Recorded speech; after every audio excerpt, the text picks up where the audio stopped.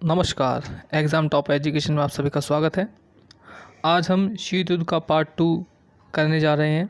इससे पहले हमने शीत युद्ध का दौर का पार्ट 1 किया है। अगर आप पार्ट 2 को देख रहे हैं तो मैं चाहता हूँ आपसे मैं कहना चाहता हूँ कि अगर आपने अभी तक पार्ट 1 नहीं देखा है तो पार्ट 1 को ज़रूर देखिए, क्योंकि बहुत सारी बातें हैं जो पार्ट 2 से सीधे सीधे रिलेट करती हैं।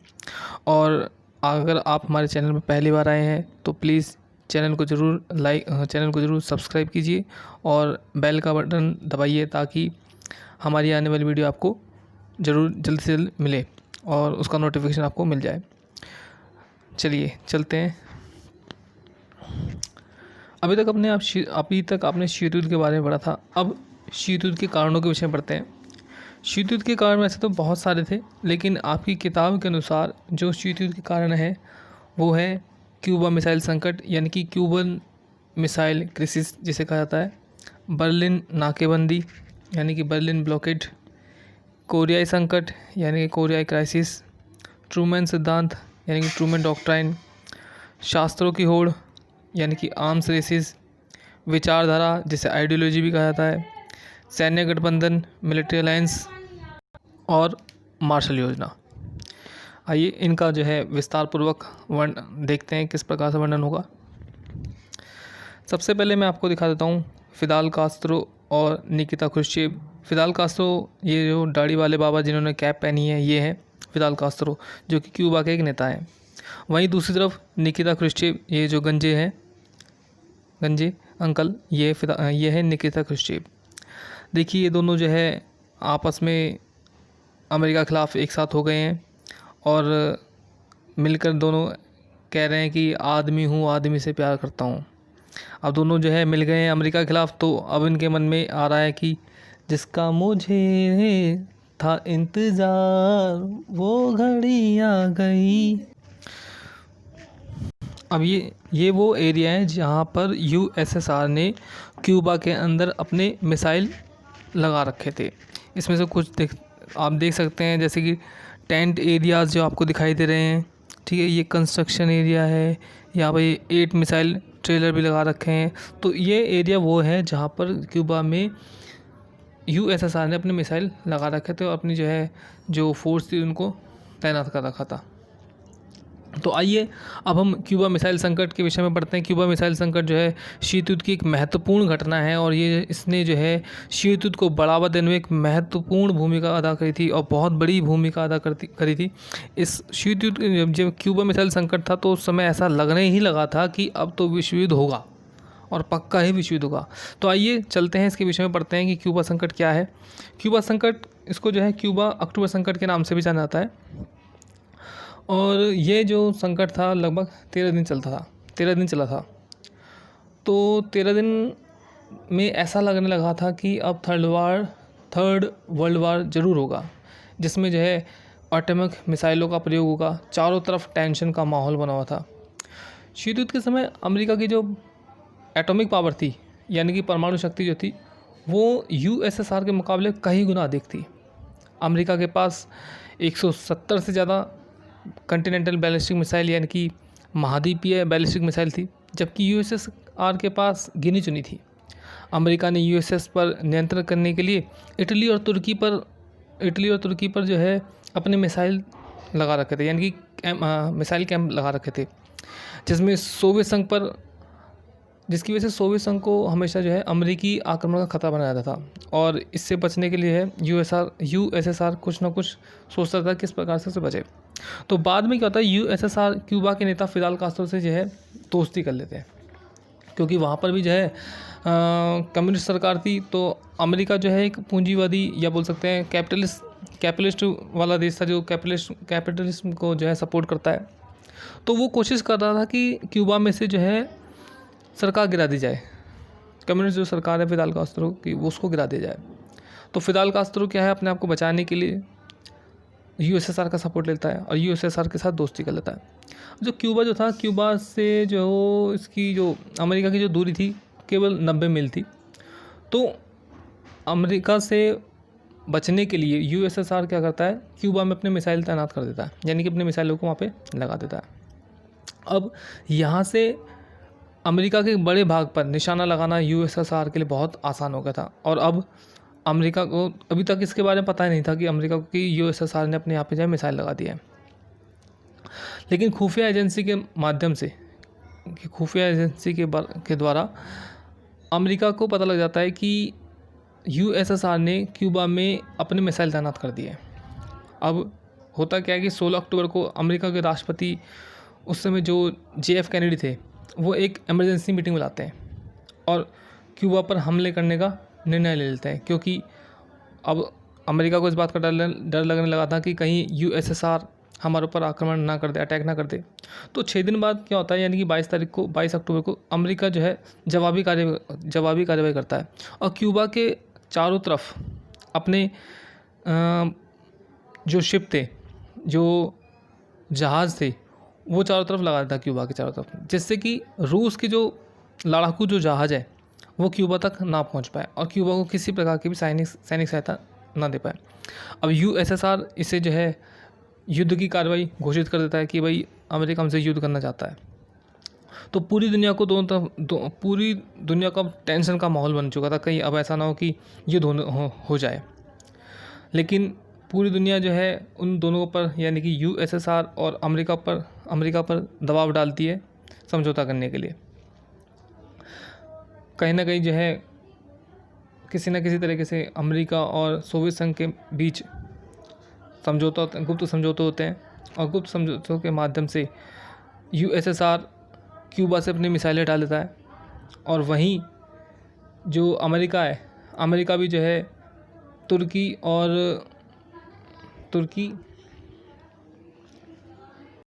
इटली पर से अपने जो मिसाइल लगा रखे थे यूएसएसआर के ख़िलाफ़, उनको हटा लेता है, जिससे जो है शांति विश्व में स्थापित होती है। और ये जो तनातनी का जो माहौल था, यानी कि जो टेंशन का जो माहौल था, 13 दिन तक चला था और इस प्रकार से 28 अक्टूबर को ये समाप्त हो गया था और विश्व थर्ड वर्ल्ड वार से एक बार दोबारा बच गया था।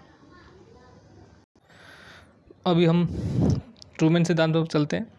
यह है हैरी एस ट्रूमैन, जो अमेरिका के राष्ट्रपति थे। इनके चेहरे पे स्माइल दिख रही है, ऐसा लग रहा है कि अभी भी इनकी सगाई हुई है। और ये जो कह रहे हैं अपनी फियांसे से कि एक चुम्मा तो मुझको उधार दही दे। देखिए काले कोट काली टाई और सफ़ेद शर्ट में कितने जो है खुश हो रहे हैं। आइए हम इनके जो सिद्धांत के विषय में चलते हैं कि इन्होंने क्या सिद्धांत दिया था। ट्रूमैन सिद्धांत। हैरी एस ट्रूमैन अमेरिका के राष्ट्रपति, 1945 से लेकर 1953 तक ये अमेरिका के राष्ट्रपति बनते हैं। हैरी एस ट्रूमैन 1945 में अमेरिका के राष्ट्रपति बनते हैं, यानी कि 1945 में अमेरिका के जो है प्रेसिडेंट बनते हैं। प्रेसिडेंट बनने के बाद वह अपना सबसे अहम काम साम्यवाद को समाप्त करना समझते हैं, यानी कि वो अपनी लाइफ में उनका सबसे महान उद्देश्य था कि साम्यवाद को किसी ना किसी तरीके से, यानी कि कम्युनिज्म को किसी ना किसी तरीके से ख़त्म किया जाए। क्योंकि जो अमेरिका था, अमेरिका की जो आइडियोलॉजी जो यानी कि जो विचारधारा थी वो पूंजीवादी यानी कि कैपिटलिस्ट थी और कम्युनिज्म पूंजीवाद के लिए बड़ा खतरा था। तो 12 मार्च 1947 में ट्रूमैन अमेरिका की संसद में एक भाषण देते हैं। अमेरिका की संसद को जो है कांग्रेस कहा जाता है, जिसमें ट्रूमैन सिद्धांत की उत्पत्ति हुई थी उसी भाषण से। इन्होंने इस भाषण इस वजह से दिया था क्योंकि जो ब्रिटिश सरकार ने यह घोषणा कर दी थी कि 31 मार्च तक ब्रिटिश सरकार ग्रीक को कम्युनिस्ट पार्टी के खिलाफ, यानी कि कम्युनिस्ट पार्टी के खिलाफ अपने गृह युद्ध जो होम वॉर होता है उसमें ग्रीक सरकार को किसी भी प्रकार की मिलिट्री और इकोनॉमिक, यानी कि सैन्य और आर्थिक हेल्प नहीं देगा। तो अब ट्रूमैन ने कांग्रेस यानी कि अमेरिका की संसद को कम्युनिस्टों के खिलाफ ग्रीक सरकार की हेल्प करने के लिए कहा। उन्होंने ग्रीक के साथ साथ कहा कि तुर्की को भी ये सहायता दी जाए, क्योंकि वह राष्ट्र भी यानी कि तुर्की भी पहले ब्रिटिश गवर्नमेंट की हेल्प पर डिपेंड था और अमेरिका द्वारा बाद में तुर्की और ग्रीक को कम्युनिस्ट पार्टी के खिलाफ सैनिक और आर्थिक सहायता दी जाती है, यानी कि मिलिट्री और इकोनॉमिक सहायता दी जाती है। जिससे रूस और अमेरिका के बीच एक दूसरे के खिलाफ जंग की स्थिति बन जाती है, क्योंकि जो रूस था वो कम्युनिस्ट पार्टी को अपना समर्थन दे रहा था। दोनों की विचारधारा अलग अलग, रूस और अमेरिका की, जिसकी वजह से दोनों में जो है गुस्से की भावना एक दूसरे के खिलाफ यानी कि तनी तनी की स्थिति जम गई थी। आगे है बर्लिन ब्लॉकेड। तो बर्लिन ब्लॉकेड जो था यानी कि बर्लिन नाकाबंदी थी, उसमें क्या क्या पॉइंट्स थे। द्वितीय विश्व युद्ध की समाप्ति के बाद यानी कि सेकेंड वर्ल्ड वॉर की समाप्ति के बाद फरवरी 1945 में याल्टा सम्मेलन होता है और जुलाई 1945 में पोट्सडेम सम्मेलन होता है, जिसके अनुसार जर्मनी और बर्लिन को 4 भागों में बांट लिया गया, जिसमें एक भाग सोवियत संघ का था यानी कि यूएसएसआर का था, और वो जो यूएसएसआर के पास जो हिस्सा था बर्लिन का या फिर जर्मनी का, वो ईस्ट वाला पार्ट था यानी कि पूर्वी भाग था। इसी प्रकार से अमेरिका, ब्रिटेन और फ्रांस के पास भी एक पार्ट था, वो वेस्टर्न पार्ट यानी कि पश्चिमी भाग था। 1947 में अमेरिका, ब्रिटेन और फ्रांस ये निर्णय लेते हैं यानी कि डिसीजन लेते हैं कि जो पश्चिमी पार्ट है बर्लिन का और जर्मनी का, उसमें जो है मार्शल हेल्प दी जाएगी या मार्शल सहायता दी जाएगी, जिसे रूस ने पोट्सडेम सम्मेलन का समझौते का उल्लंघन माना। अब रूस ने ये निर्णय लिया कि वह पश्चिमी जो वेस्टर्न पावर है यानी कि ब्रिटेन, फ्रांस और अमेरिका, इसको जो है बर्लिन से बाहर निकाल फेंकेगा। 1 अप्रैल 1948 को सोवियत सेनाओं ने यानी कि जो रूस की जो मिलिट्री थी ने बर्लिन जाने वाली अमेरिकी, ब्रिटिश और फ्रांस की ट्रेनों को रोक दिया और 12 घंटों तक रोके रखते हैं। कुछ समय बाद जो वेस्टर्न कंट्रीज थी, ब्रिटेन, फ्रांस और अमेरिका, इन्होंने अपने क्षेत्रों में एक नई जो मनी थी उसको लॉन्च कर दिया था, उसका नाम डच मार्क था। लेकिन अब क्या होता है कि जो रूस वाला पार्ट था उसको इस बात से प्रॉब्लम होने लगी थी, क्योंकि अब एक ही शहर में, जैसे बर्लिन जो शहर था, एक ही शहर में 2-2 मुद्राएं चल रही है। अब 3 हिस्से में जो है डच मार्क चल रहा है और एक हिस्से में जो है दूसरी मुद्रा चल रही है। तो इससे जो है जो रूसी के जो लोग थे, रशिया के जो लोग थे, उनको समस्या होने लगी थी कि एक बड़े पार्ट में जो है उनकी मुद्रा यानी कि उनकी जो मनी थी वो चल नहीं पा रही थी। तो इससे क्या एक समस्या उत्पन्न होने लगी थी, जिससे तत्काल यानी कि उसी समय 24 जून 1948 को सोवियत सेनाओं ने तीनों पश्चिमी क्षेत्रों बर्लिन के बीच रेल, सड़क और जलीय यानी कि ट्रेन और सड़क और जो पानी का यातायात होता है जिसे बोलते हैं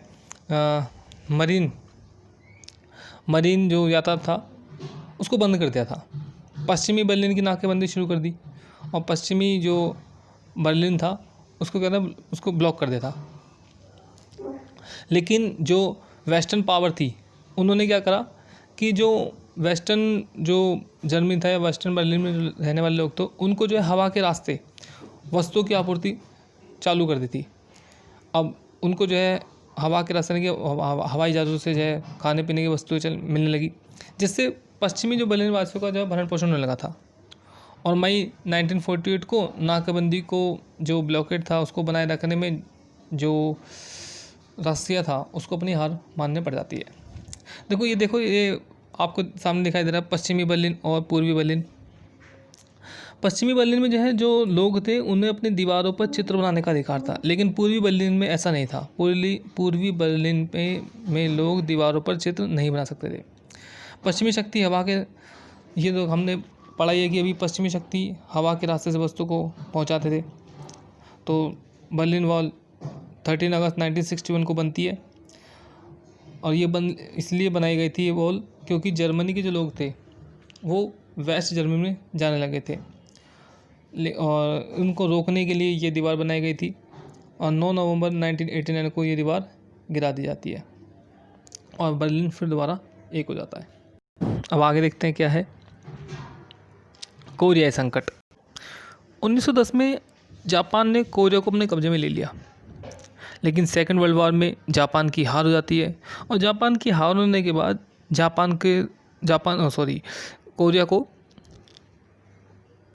कोरिया को दो भागों में बांट लिया जाता है। और जो दो भागों में कोरिया को बांटा जाता है वो 38 समांतर रेखा यानी कि पैरेलल लाइन के आधार पर बांटा जाता है। एक भाग नॉर्थ कोरिया बनता है तो दूसरा भाग साउथ कोरिया बनता है। नॉर्थ कोरिया में जो सरकार बनती है वो यूएसएसआर का सहयोगी होती है। वहीं दूसरी जो साउथ पार्ट में जो सरकार बनती है यानी कि साउथ कोरिया में जो सरकार बनती है वो यूएसए को सपोर्ट करती है। इसका मतलब सीधा बनता है कि जो नॉर्थ पार्ट था उसमें जो है कम्युनिस्ट सरकार बनती है, वहीं जो दूसरी सरकार होती है वो ऐसी सरकार बनती है जो कैपिटलिज्म को सपोर्ट करती है। दक्षिण कोरिया में यानी कि साउथ कोरिया में जो सरकार बनती है इंडिपेंडेंट रिपब्लिक ऑफ कोरिया, ये सरकार बनती है। 25 जून 1950 को नॉर्थ कोरिया साउथ कोरिया पर अटैक कर देता है। अब यूएसएसआर को ऐसा लगता है कि ये अटैक हो ना हो यूएसएसआर के कहने पर नॉर्थ कोरिया ने किया है। तो अब यूएसए और यूएसएसआर दोबारा एक दूसरे के सामने खड़े हो जाते हैं, यानी कि फिर से एक जो है युद्ध की स्थिति पैदा हो जाती है।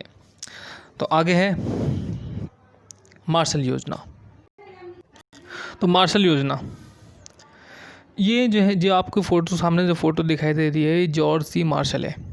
ये जो है अमेरिका के सैनिक और राजनेता यानी कि सोल्जर और स्टेट्समैन दोनों थे। 5 जून 1947 को हार्वर्ड यूनिवर्सिटी में एक जो है प्रस्ताव रखते हैं यानी कि एक भाषण देते हैं, जिसे जो है ट्रूमैन डॉक्ट्राइन का ही एक इकोनॉमिक आइडियोलॉजी माना जाता है या आर्थिक विचार माना जाता है। उन्होंने बोला था कि अमेरिका सेकेंड वर्ल्ड वार में जो देश आर्थिक स्थिति यानी कि इकोनॉमिक स्थिति से और मिलिट्री पावर की वजह से जो है अपनी जो है स्थिति ख़राब कर चुके हैं, ठीक है, तो उनको मदद कर सकता है। उन्होंने ये बात स्पेशल जो वेस्टर्न यूरोप के जो देश थे उनके इकोनॉमिक रिस्टैब्लिशमेंट के लिए कही थी। लेकिन उन्होंने ये भी कहा था साथ में कि वो तभी ऐसा करेंगे जब पहल यूरोप द्वारा की जाए। वास्तव में वो ये कह रहे थे कि ये तभी ऐसा करेंगे जब वो कैपिटलिज्म को सपोर्ट करें, जो उनका वास्तविक उद्देश्य था।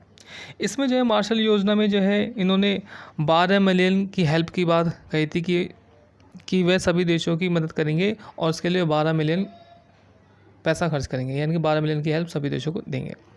अब जैसे फ़ोटो से देखने में तो उनको ऐसा लग रहा है कि जैसे इनकी बीवी ने इनको जो है झाड़ू से धोया नहीं है, नहलाया है।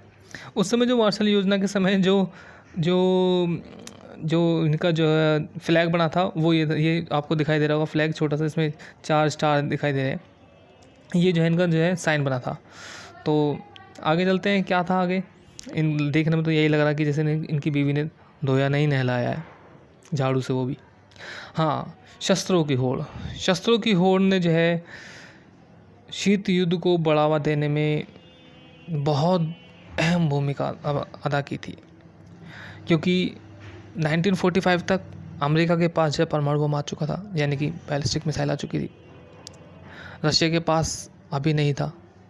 1949 में रशिया के पास भी जो है बैलिस्टिक मिसाइल आ गई।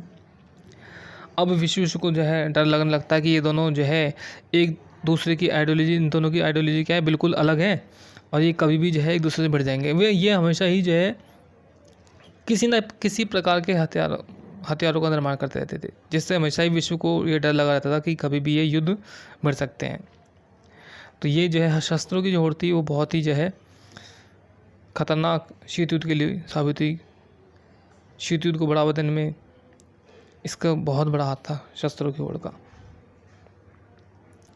हाँ, अब एक अहम पॉइंट और, जो कि शीत युद्ध की कह सकते हैं जड़ ही में कह सकते हैं आप इसको, शीत युद्ध की जड़ कह सकते हैं इस पॉइंट को। दोनों की जो आइडियोलॉजी थी वो बिल्कुल अलग थी।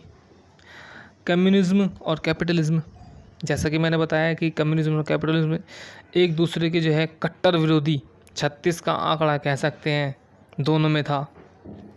एक जो है पूंजीवाद को सपोर्ट कर रहा है और एक जो है कम्युनिस्ट को सपोर्ट कर रहा है। कम्युनिस्ट को सपोर्ट करने में यूएसएसआर शामिल था, वहीं दूसरी ओर कैपिटलिज्म को सपोर्ट यूएसए कर रहा था।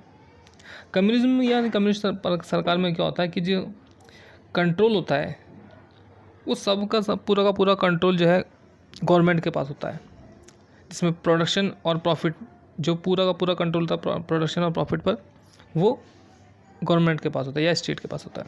वहीं दूसरी जब हम देखते हैं कैपिटलिज्म में कि सारा प्रॉफिट और प्रोडक्शन का जो कंट्रोल होता है वो किसी एक व्यक्ति या इंडिविजुअल के हाथों में होता है या किसी एक ग्रुप के हाथों में कह सकते हैं। तो ये दोनों जो विचारधारा थी एक दूसरे की कट्टर विरुद्ध विचारधारा हैं, जिसकी वजह से जो है शीत युद्ध को बढ़ाने में अहम भूमिका सामने हुई थी।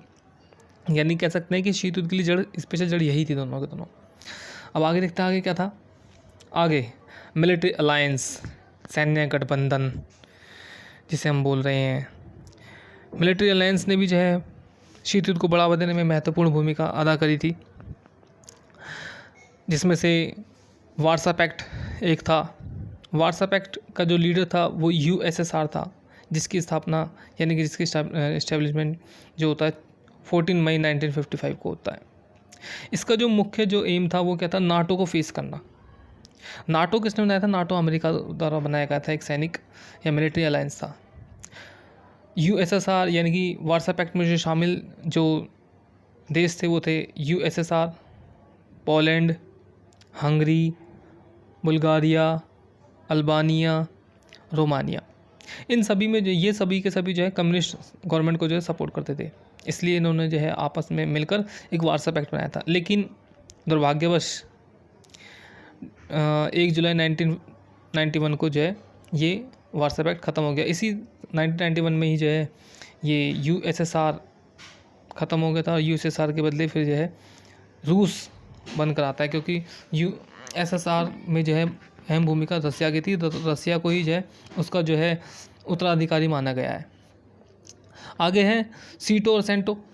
सीटो सेंटो अमेरिकी मिलिट्री अलायंस था, जिसमें जो है अमेरिका और अमेरिका के सहयोगी देश थे। ये सभी सीटो और सेंटो उन देशों के द्वारा बनाए गए थे जो कैपिटलिज्म को सपोर्ट करते थे, और इसके विषय में हम पहली वाली वीडियो में भी बात कर चुके हैं। आप पहली वीडियो को देखोगे तो आपको ज़रूर जो है इसमें मिलेगा।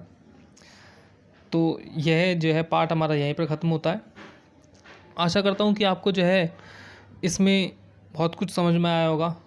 हमारी वीडियो को ज़रूर लाइक करें, चैनल को ज़रूर सब्सक्राइब करें, क्योंकि आने वाली वीडियो और भी अहम होने वाली है, और बेल का बटन ज़रूर दबाइए ताकि जो है आपको हमारा नोटिफिकेशन लगातार कंटिन्यू मिलता रहे। धन्यवाद।